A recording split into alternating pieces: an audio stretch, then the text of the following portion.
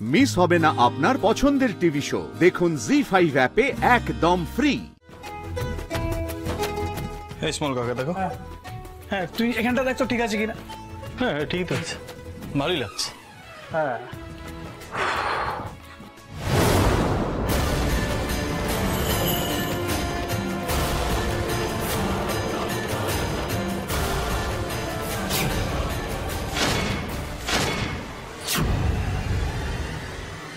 জোনাকি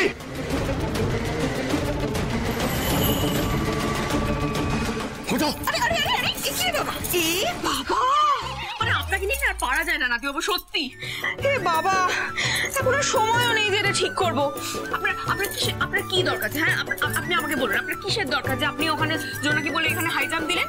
মানে সত্যি আপনাকে নিয়ে পারা যায় না। শাট আপ না ইডিয়েট।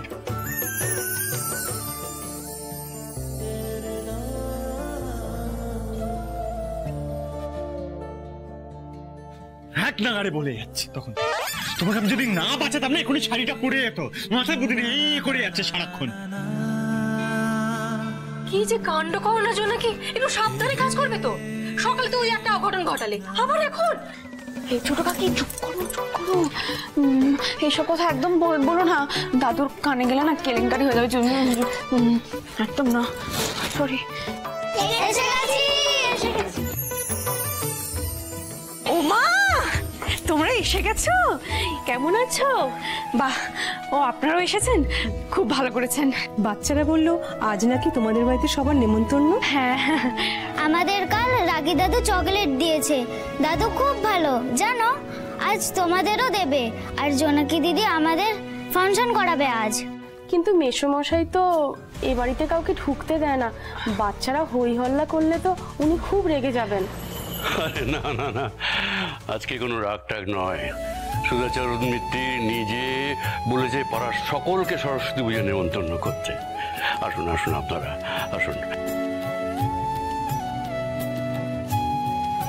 হ্যাঁ, আজকে কিন্তু মন খুলে আনন্দ করবেন আর নিজের মনে করে খাওয়া দাওয়া করবেন, লজ্জা করবেন না কিন্তু একদম। আপনি এমন বদলে গেলেন কি করে মেসোমশাই? জীবন কখনো কখনো না আচমকাই সব বদলে দেয়।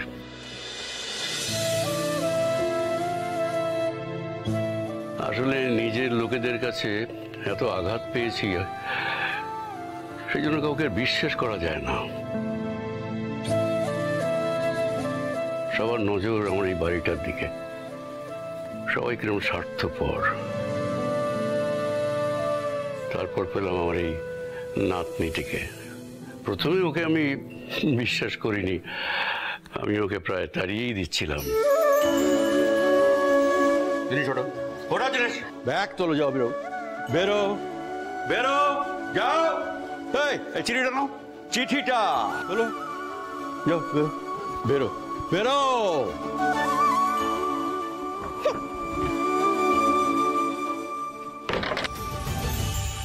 ও আমাকে আস্তে আস্তে শিখিয়েছে স্বার্থ ছাড়াও কেউ আপন হতে পারে, সব মানুষই খারাপ নয়।